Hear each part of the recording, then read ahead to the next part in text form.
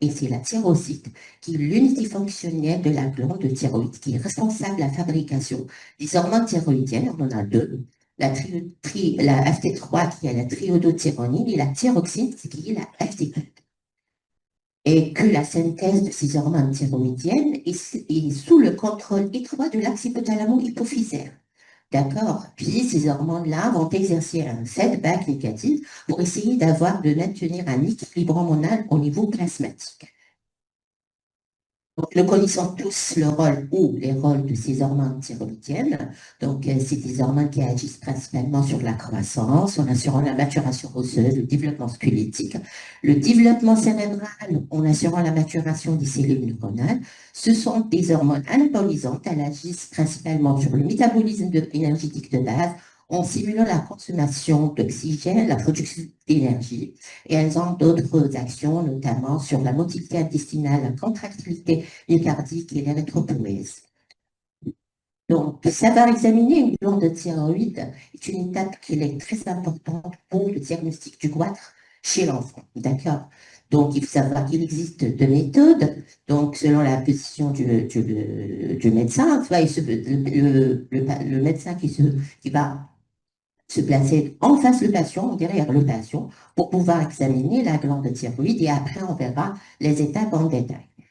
Donc, la première étape de l'examen, si vous êtes face à une suspicion d'un goitre, n'importe, c'est bien l'inspection. Une étape très importante, il faut savoir bien observer la région cervicale, c'est-à-dire dans les trois positions, donc en position neutre, en hyperextension légère et en hyperextension au moment de la déglutition, c'est-à-dire qu'il faut demander au patient d'avaler sa salive pour pouvoir, c'est-à-dire bien observer la glande thyroïde, s'il y a une asymétrie, s'il y a une augmentation du volume de la thyroïde, s'il y a des signes inflammatoires, etc. La deuxième étape, c'est bien la palpation. Et là, il faut se mettre soit en face le patient ou derrière le patient. On peut se repérer par rapport au cartilage cricoïde qui se localise, c'est-à-dire au-dessus de la lise thyroïdienne. Et là, vous pouvez faire, c'est-à-dire rouler doucement vos doigts, c'est-à-dire au niveau sur les deux lobes thyroïdiens pour pouvoir, c'est-à-dire vérifier s'il y a une augmentation du volume de la glande thyroïde, s'il y a un nodule, etc. Là, je montre les différentes positions dans lesquelles on peut, c'est-à-dire examiner la glande thyroïde. Vous voyez ici, c'est-à-dire position neutre, en hyperextension, au moment de la déglutition, et là, on pourra palper, si on, c'est-à-dire on observe une augmentation du volume de la glande thyroïde, on pourra, c'est-à-dire procéder à la palpation. Donc, il faut toujours terminer l'examen par la palpation, l'examen des aires ganglionnaires, d'accord, à la recherche d'éventuelles adénopathies, nodules ou autres. Et là, chez le nouveau-né nourrisson, la technique, elle est un peu différente. Donc, il faut essayer de tenir le nouveau-né, le nourrisson en position couchée et essayer de basculer la tête, faire basculer la tête en arrière pour pouvoir, c'est-à-dire libérer ce qu'on appelle la région cervicale et afin de bien examiner, c'est-à-dire la glande thyroïde, comme nous voyons ici, par exemple, vous voyez bien le goitre qui est très visible ici, dans cette position, chez ce nourrisson atteint d'une hypothyroïdie congénitale. Donc là, comment je peux faire marcher le truc? Là, je vais vous montrer sur le plan pratique comment on peut faire l'examen de la région cervicale. Vous voyez cette patiente qui nous a été adressée pour un goitre. Et là, nous voyons bien déjà à l'inspection, en position d'hyperextension. Là, le goitre il est bien visible. Déjà, c'est un aspect nodulaire de ce goitre. Nous voyons bien le nodule. Donc, observer, puis palper en se mettant en face le patient. Vous voyez bien, donc on pourra le palper facilement. Vous pouvez même prendre des dimensions à l'aide d'un mètre ruban pour pouvoir mesurer la taille de la thyroïde. Nous voyons bien qu'il est bien visible, ce goitre-là. Voilà. Et puis, il faut se mettre derrière le patient pour pouvoir également examiner de la même façon la glande de thyroïde. Déjà sur le profil, nous voyons bien le goitre qui est bien visible, qui est palpable, et nous avons aussi un nodule qui est de consistance ferme rémitante qui est très mobile à la déglutition. Vous le voyez? Facile. Très visible, très évident. OK. Donc, nourrissant,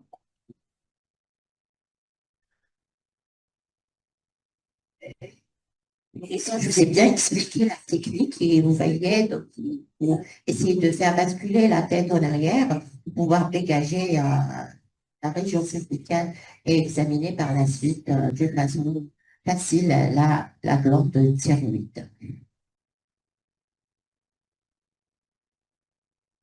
Donc, après avoir diagnostiqué un goitre, il va falloir le classer. Et là, l'Organisation mondiale de la santé propose une classification simplifiée. Et là, on peut décrire trois stades déjà.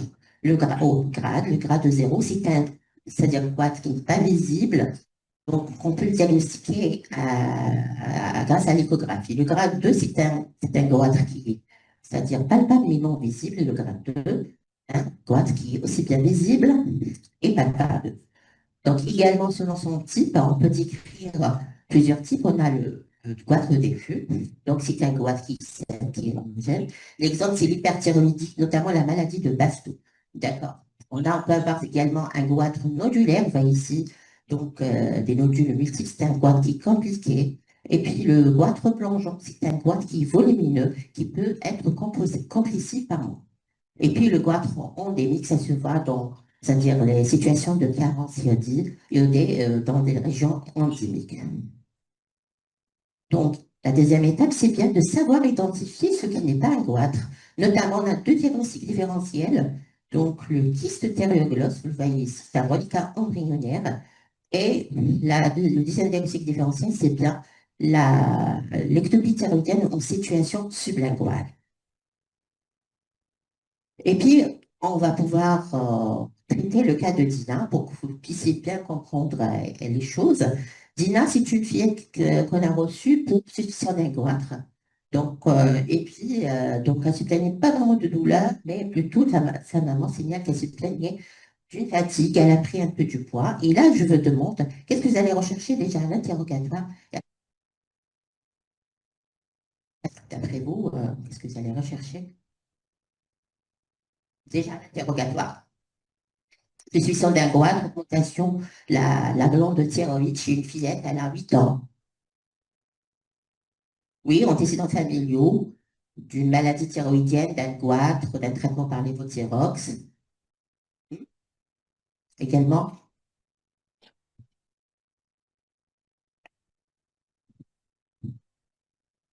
donc, devant telle situation, donc il faut s'interroger déjà sur l'âge et le mode d'apparition de ce goitre. Est-ce qu'il est apparu d'une façon aiguë, d'une façon progressive? Est-ce qu'il est ancien? Est-ce qu'il est récent? D'accord. Vérifier s'il y a des cas similaires dans la famille, notamment des maladies thyroïdiennes, un goitre traité chez les parents, chez les grands-parents. S'il y a des signes qui peuvent nous orienter vers le diagnostic étiologique, notamment des signes d'hypothyroïdie, des signes d'hyperthyroïdie. S'il y a une notion de prise médicamenteuse, une exposition à l'iode, et bien sûr faire un examen détaillé concernant la glande thyroïde pour, c'est-à-dire vérifier si c'est vraiment il y a un goitre, c'est-à-dire vérifier la taille, s'il y a une asymétrie thyroïdienne, s'il y a des nodules, et savoir bien sûr classer le goitre en fonction de son grade. D'accord? Vous êtes d'accord? Voilà, pour notre patient, donc, on a constaté que le goitre, donc il y a eu, c'est-à-dire une apparition d'une façon progressive de ce goitre, que les grands-parents sont déjà suivis pour un goitre, traité par l'évothyrox, et que notre patiente, quand même, elle avait certains signes qui étaient en faveur d'une hypothyroïdie, une fatigue, une prise du poids. Et puis, on a pu classer le goitre, comme vous le voyez, donc, comme étant un type, vous le classez comment? 3.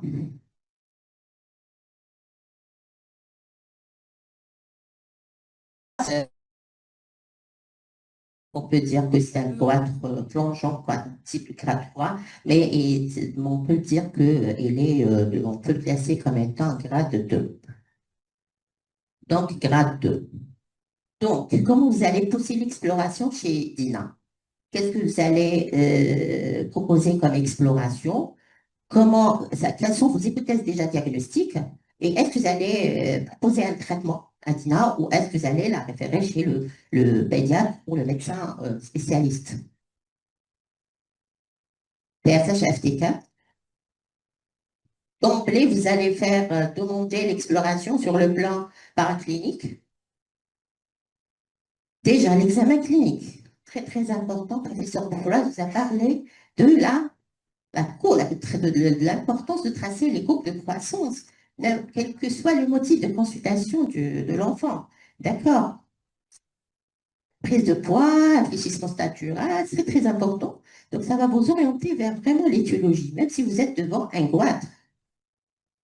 Donc, il faut savoir, si vous êtes devant une suspicion à un goitre ou là, un goitre qui est réel, là, il va falloir faire une vision holistique, c'est-à-dire sur l'état du patient, notamment sur le plan osologique.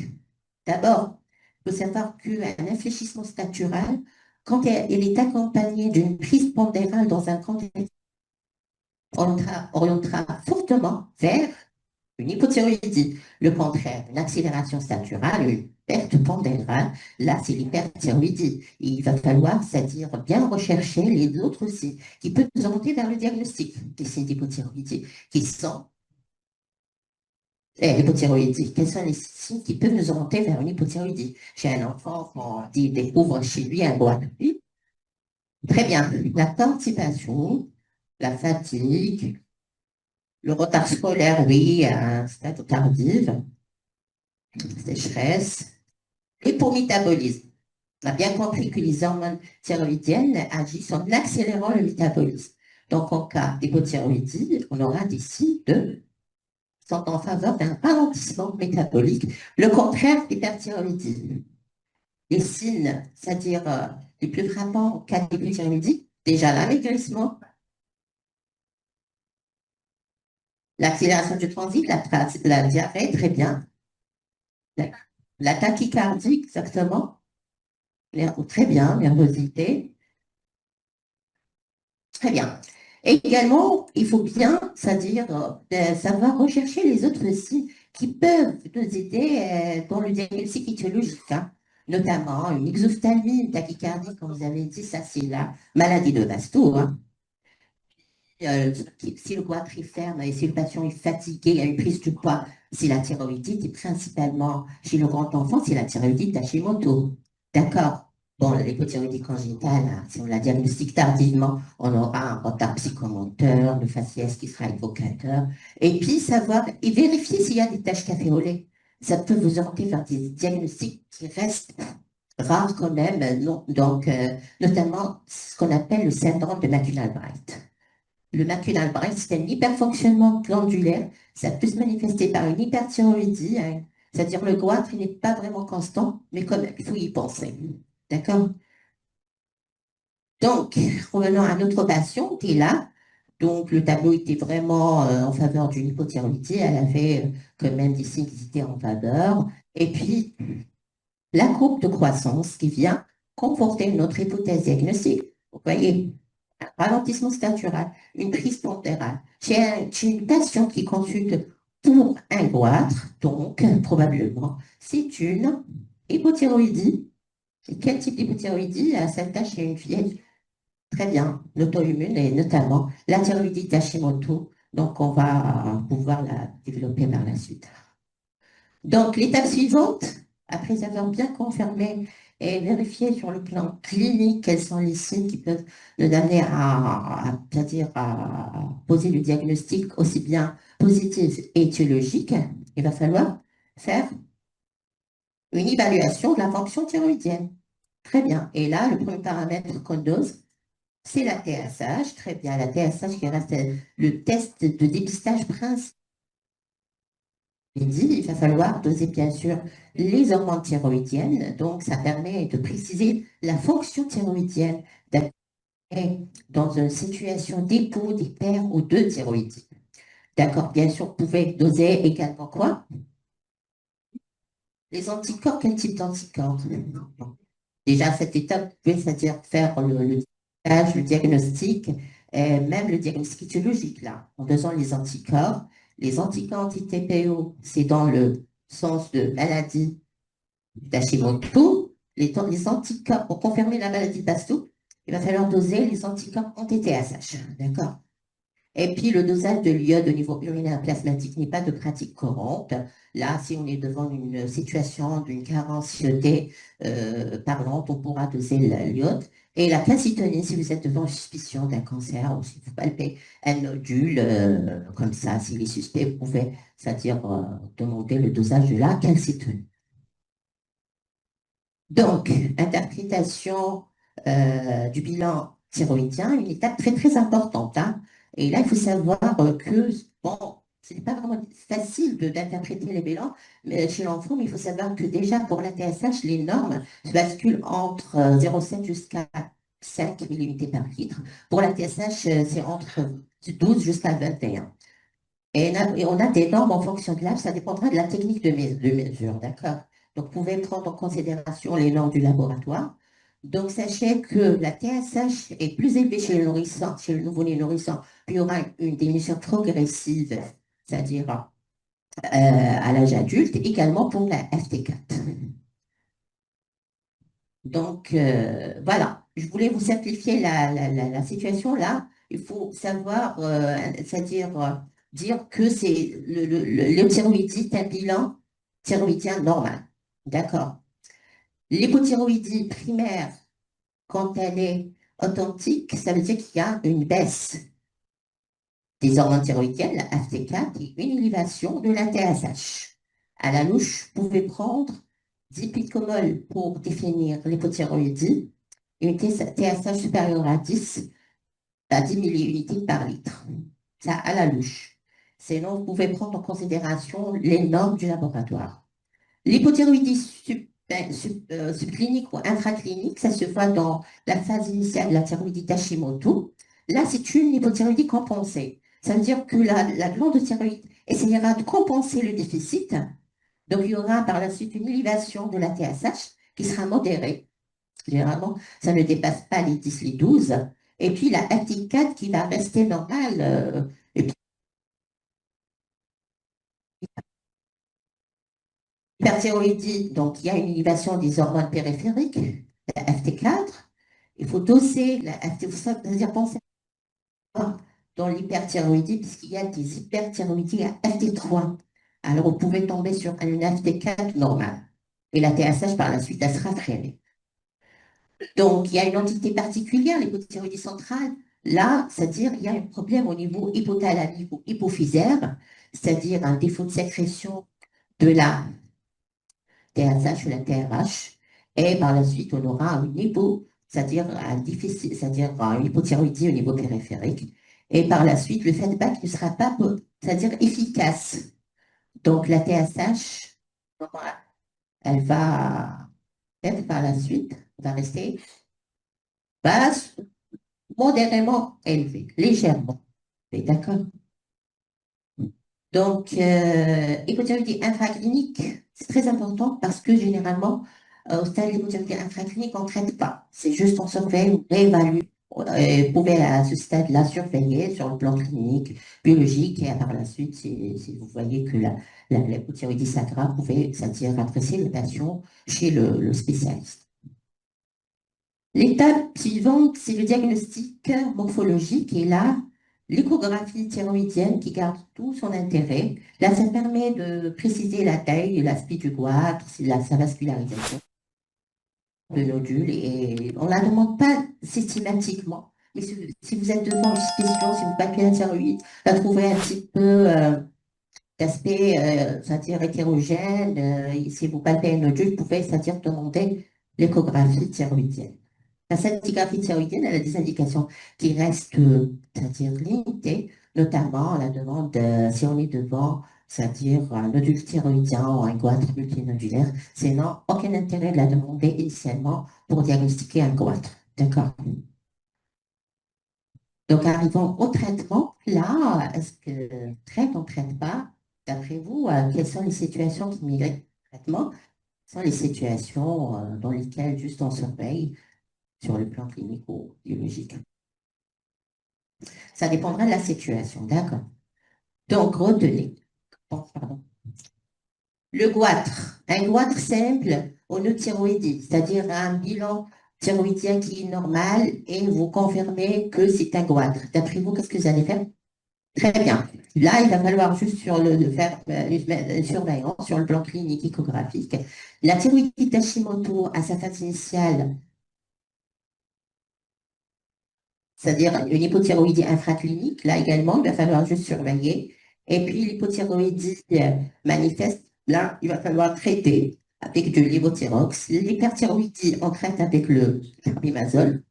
Et c'est en PAL qu'on diagnostique un nodule. Là, donc il y a une prise en charge, c'est-à-dire faire une ponction et décider en fonction de la ponction du nodule. Le goitre compressif, là, ça mérite l'avis d'un spécialiste, notamment la chirurgie.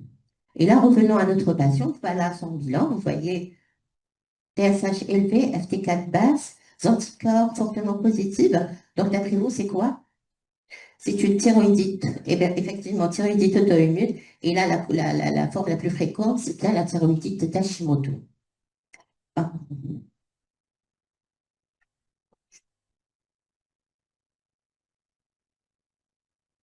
Donc, la thyroïdite d'Hashimoto, l'âge qui est en faveur. Donc, une fillette, elle a 8 ans, l'aspect du goitre. Et qu'est-ce que vous allez faire pour Dina? Est-ce que vous allez proposer un traitement? Vous allez la surveiller? Est-ce que vous allez l'adresser chez eux? Très bien, c'est une hypothyroïdie confirmée, là. Il faut traiter avec le Levothyrox et sur le plan clinique et biologique. Et là, vous allez adresser la patiente chez le spécialiste. OK, ça marche pas.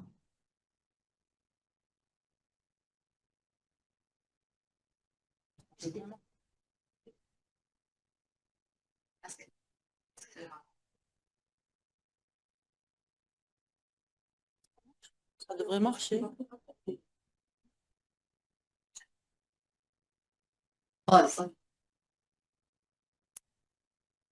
C'est bon, c'est pour ça. Il me reste juste Essayez encore. Essayez encore.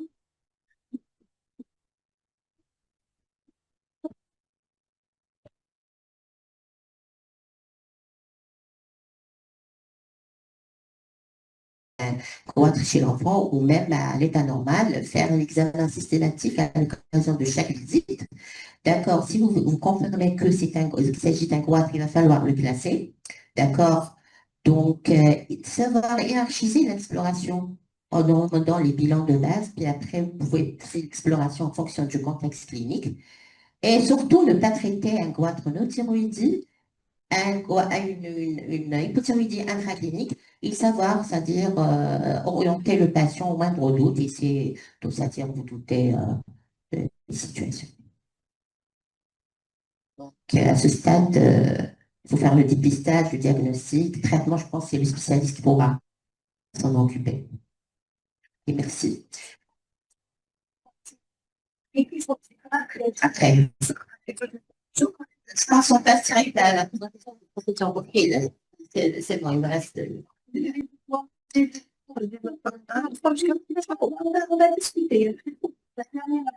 Là, je passe la parole à professeur Bocquet, qui va nous parler de l'obésité chez l'enfant.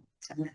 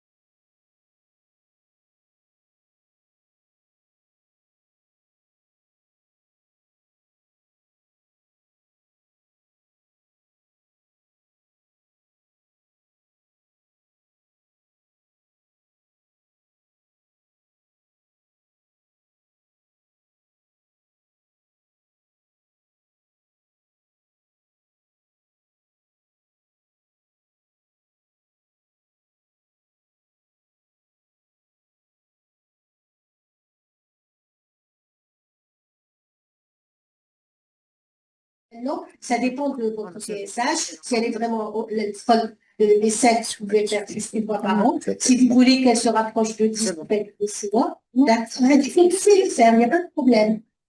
Oui,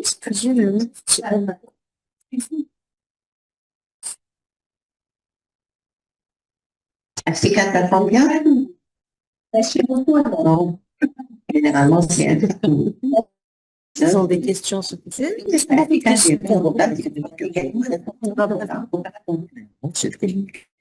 Ah, c'est-à-dire examiner aux dates, c'est ça. Et là, vous voulez faire Voir les signes que vous êtes en train de donner. Et qui a duré dans le temps, parce que la chimio en général. Donc, les signes que vous donnez, c'est vraiment quelque chose de. Et, ça peut être juste un vote, et dans lequel vous avez un bilan de nourriture. C'est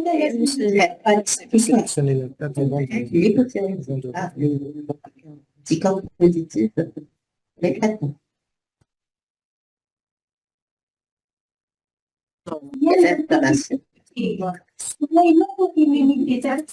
te dis, Un risque. il faudra que tu te redonnes.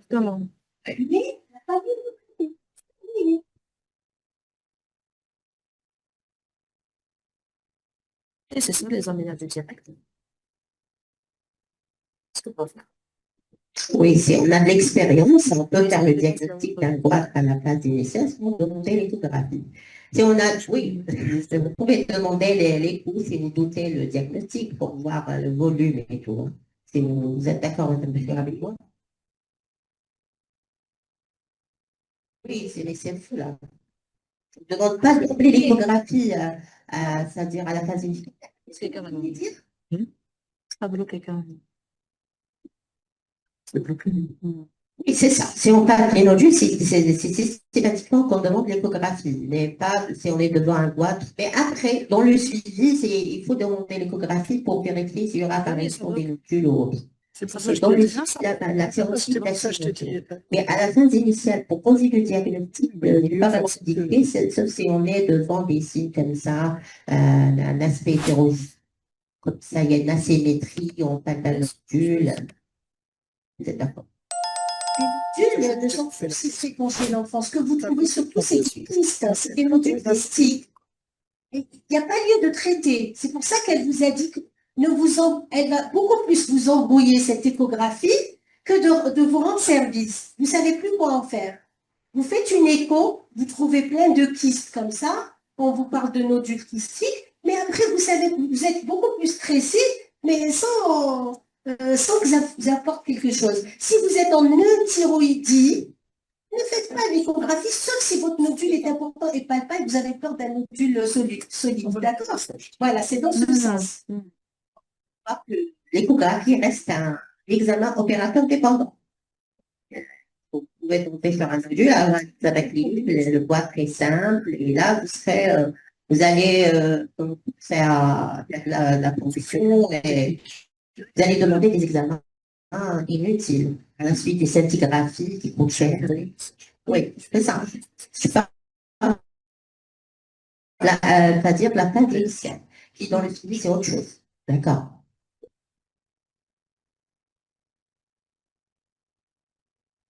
Alors, l'hypothyroïdie complexe, c'est une urgence thérapeutique. Donc, il faut surfaire toute exploration. Je parle du jeune nourrisson, nouveau-né, etc. Je ne sais pas qu'est-ce que vous allez. Pardon? Tout à fait, oui. Thyroïdie congénitale. On est dans la santé scolaire, on est dans la chimiothérapie. D'accord? Notre message clé, c'est l'infraclinique de l'HPV. D'accord? On ne traite pas des anticorps et on ne traite pas des nodules kystiques. D'accord? C'est ça les plus fréquents. C'est ce que vous avez. D'accord? Le plus souvent, c'est ce que vous avez. Et puis, les normes de TSH. D'accord? C'est pas sur 5 qu'on traite, c'est sur au-delà de 10 qu'on traite. D'accord?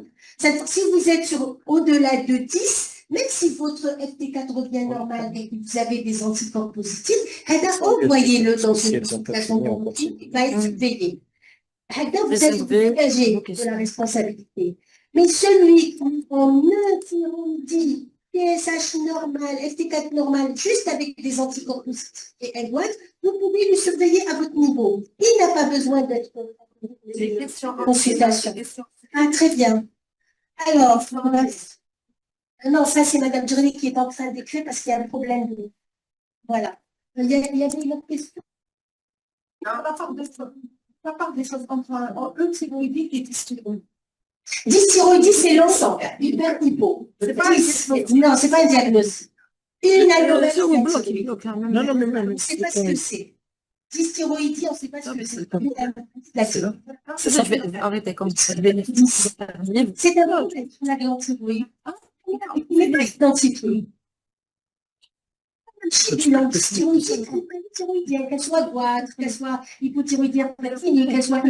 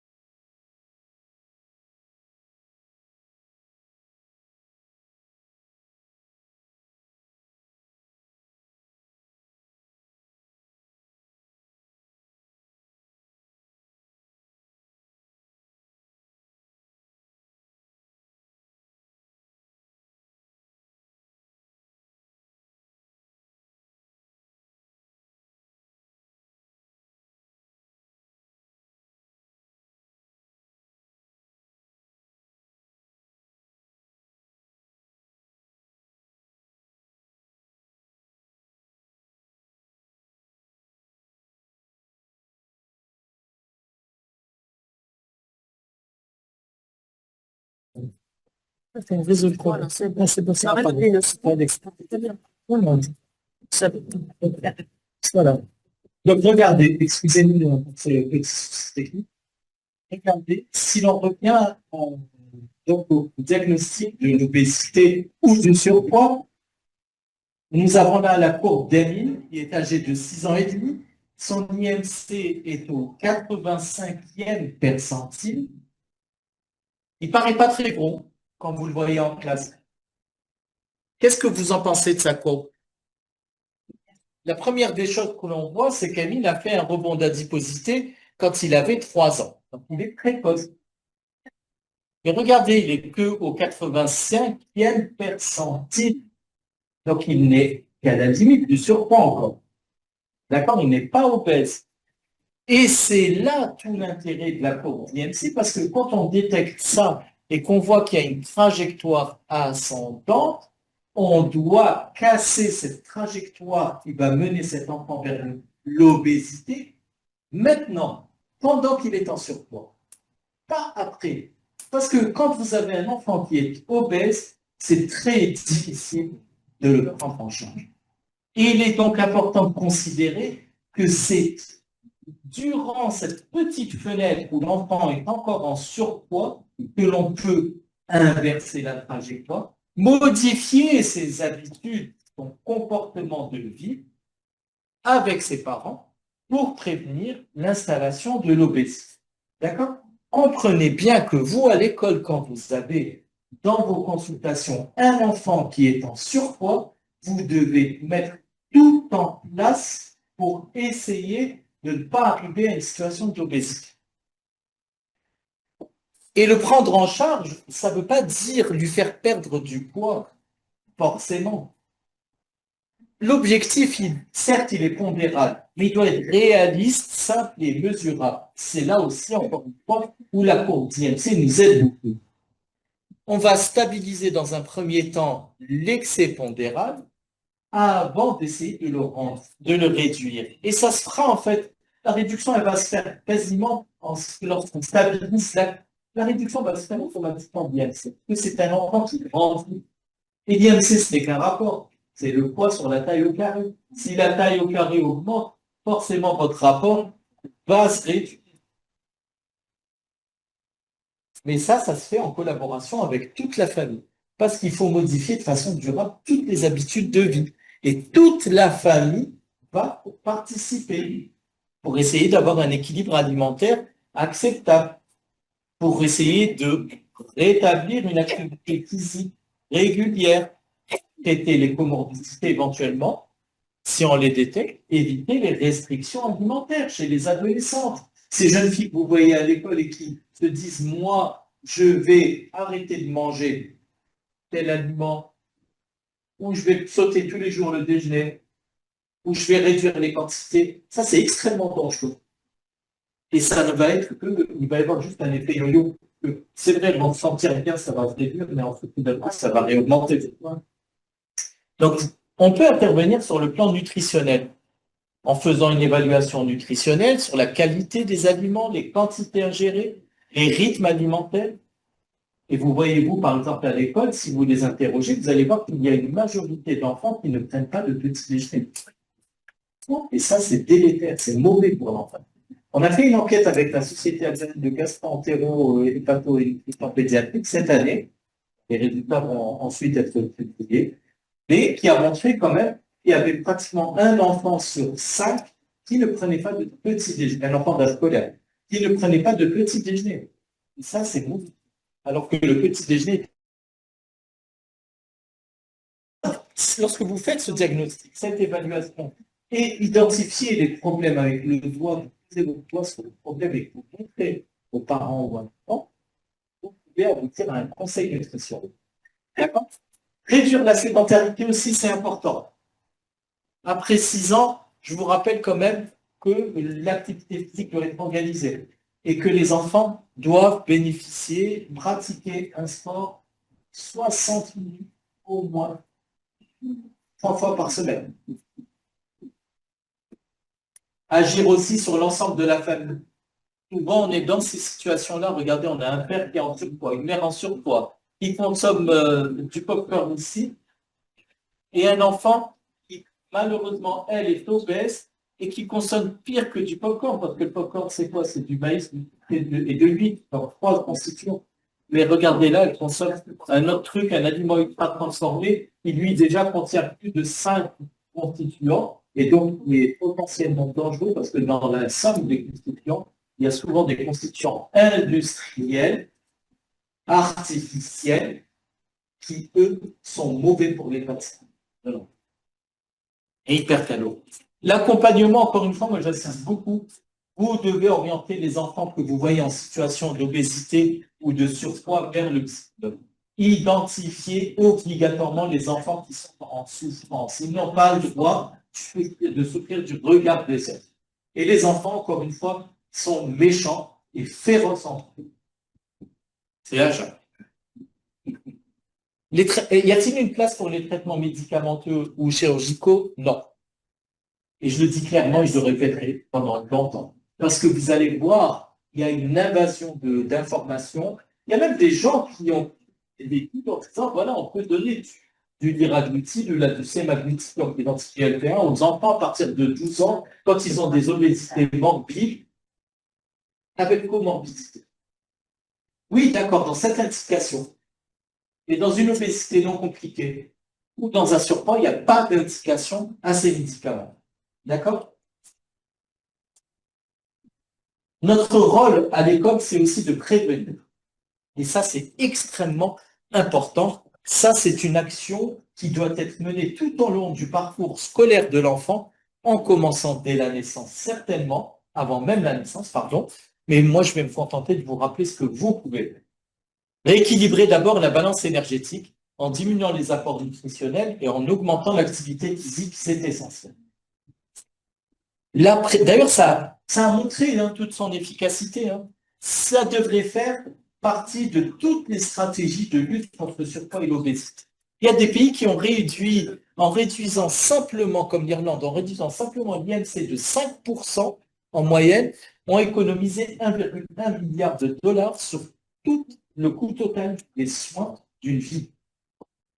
Le Mexique, c'est quand même un pays qui est proche en termes de développement, un pays en voie de développement, qui a montré que l'action simplement contre l'obésité pédiatrique permettait d'économiser jusqu'à 110 milliards de dollars mexicains par an et les réaffecter pour d'autres traitements, le diabète, l'hypertension ou d'autres. Donc vraiment, c'est impressionnant. Ces pays nous ouvrent la voie. On doit agir nous aussi sur la prévention. La prévention, c'est le rôle des parents. Entre la première maison de nos enfants, où il y a un mélange, il y a un mix de facteurs comportementaux et de facteurs environnementaux qui vont influencer l'enfant dans sa pratique de l'activité physique et dans son alimentation. Comme je vous l'ai rappelé tout à l'heure, il y a un lien entre sommeil et obésité. Pour chaque heure de sommeil, le risque d'obésité, pour chaque heure de sommeil gagné, le risque d'obésité diminue de 9% chez les enfants de moins de 10 ans. Et oui, nos enfants doivent dormir. On doit promouvoir l'activité physique régulière. Il a été démontré que les niveaux d'activité physique chez les enfants sont faibles. 81% des adolescents dans le monde sont en dessous des niveaux minimums recommandés. Donc nos enfants sont sédentaires, enfants ou ados. Et ces niveaux d'activité faibles, ils se retrouvent dans toutes les régions où l'OMS est présent. Donc vous devez agir au niveau des écoles. Promouvoir aussi des habitudes alimentaires saines, c'est important. Ça, c'est vrai, c'est le rôle des parents. Mais le rôle des enseignants, quel est-il?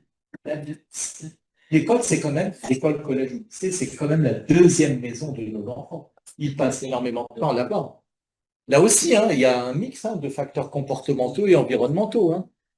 Nous devons leur apprendre quelles sont les bases d'une alimentation saine, équilibrée, variée, lors d'un repas en cantine. Expliquer la digestion, faire le lien entre alimentation, la croissance, l'entretien du corps, repérer les repas dans la journée. Et vous avez c'est vrai, l'éducation nationale a fait cet effort parce que désormais, il y a des cours consacrés pour les bases de l'alimentation saine. Et les enseignants, et c'est un travail formidable. Moi, je me rappelle à votre là, il y avait des enseignants qui nous a montré une vidéo, un des médecins scolaires, pardon, nous a montré une vidéo où ils avaient été très créatifs et imaginatifs, où ils enseignaient les bases de l'alimentation saine lors de séances très pratiques. Pas un cours théorique, magistral. Lutter contre l'activité, contre la sédentarité, sensibiliser ainsi à la pratique d'une activité physique régulière. On doit se réapproprier le sport à l'école, pas les 9 petites minutes malheureuses que les enfants font lors de l'heure de sport qui leur est consacrée.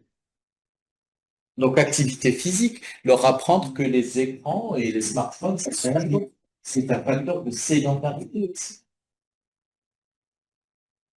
Et on a encore à nouveau un problème. Pas vraiment marché. Je suis désolé. Mais en tout cas, voilà, la prévention, c'est cela. Et la prévention, ça veut aussi savoir quel est votre rôle dans le parcours de soins de l'enfant. Ce parcours de soins, on l'avait défini auparavant. On l'a défini dans le document que je vous ai montré tout à l'heure du ministère de la Santé, où il y a différents niveaux. Niveau 1, et c'est le niveau 1 où vous êtes concerné.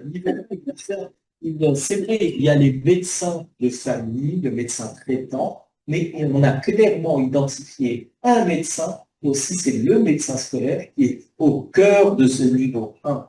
Parce que c'est lui qui va faire le dépistage des enfants présentant un surpoids ou une obésité, non compliquée bien sûr, sans comorbidité, et qui va commencer le travail, le conseil nutritionnel. Ça, c'est vous. La promotion de l'activité physique, c'est vous. La lutte contre la sédentarité, c'est vous. Mais ça, c'est déjà le deuxième niveau. Voilà. Vous êtes là. Je vous montre d'abord excusez-moi, je vais vous montrer le schéma qu'on avait fait. Donc, vous voyez ici, il y a l'UDS de référence. Elle est là. Parmi tous ces intervenants, les intervenants, c'est le médecin généraliste, donc le médecin de famille, désormais consacré par la loi sanitaire AGL. Les UDS, où vous travaillez, vous avez le privilège de travailler, le CMS, l'assistante sociale, le psychologue, le diététicien quand on l'a, l'éducateur physique, bien sûr. Les associations de quartier, la mosquée aussi. La mosquée, c'est un lieu où même très influent et il permet d'engager des campagnes de sensibilisation. Tout ça, c'est la première où on va dépister, orienter et éventuellement suivre. Quels patients? Les enfants en surpoids, comme je vous l'ai dit, les obésités communes non compliquées et dans un contexte familial favorable. Hein. Parce que si vous êtes dans un contexte socio-économique défavorable, le travail est quand même assez compliqué. Vous en faites partie. Vous faites partie de ce niveau 1. Vous allez réaliser l'évaluation initiale, réaliser le suivi régulier de l'IMC, donc construire la courbe d'IMC, et aider l'enfant et sa famille à modifier durablement leurs habitudes de vie. Le palier 2, niveau 2, ne vous concerne plus. Hein. C'est déjà les enfants pour lesquels on est en échec, dans niveau 1, mais chez qui probablement on a un surpoids avec une association brutale de l'IMC, ou qui présente une obésité compliquée ou une obésité secondaire. Cela, vous devez obligatoirement les orienter vers des établissements de santé publique, PSP, EPH ou autres, voire CHU, dans lesquels il y a des professionnels de santé dédiés à ce type d'obésité. Enfin, le niveau 3, alors là, c'est le niveau ultime. Il n'existe pas encore dans notre pays, mais c'est un niveau qui devrait être créé avec des services spécialisés en obésité. J'espère qu'on le verra. Je conclurai simplement en disant que vous avez un rôle primordial. Parce que c'est vous qui, en vous intégrant dans les parcours de soins de ces enfants particuliers, vous allez les identifier, les dépister. Ça va vous permettre de lutter contre la stigmatisation de ces enfants et d'installer une alliance durable avec les familles pour modifier un comportement de la famille et donc plus on agit tôt, vous l'avez bien compris, plus on agit tôt, donc au moment où l'enfant est en surpoids, plus on agit ensemble, on agit sans stigmatiser, et bien on va sortir ces enfants de ce cercle vicieux de l'obésité et du surpoids et les en faire des citoyens en bonne santé. Merci. Désolé pour les aléas de technique. C'est le moment de la pause café. Oui, je pense. De 5 minutes. Sinon, on va amener du café sur la table. On va continuer et manger en même temps. On va essayer aussi de répondre. Mais on n'a pas le temps, on est obligé de le faire rapidement. Sinon, s'il vous plaît, s'il vous plaît.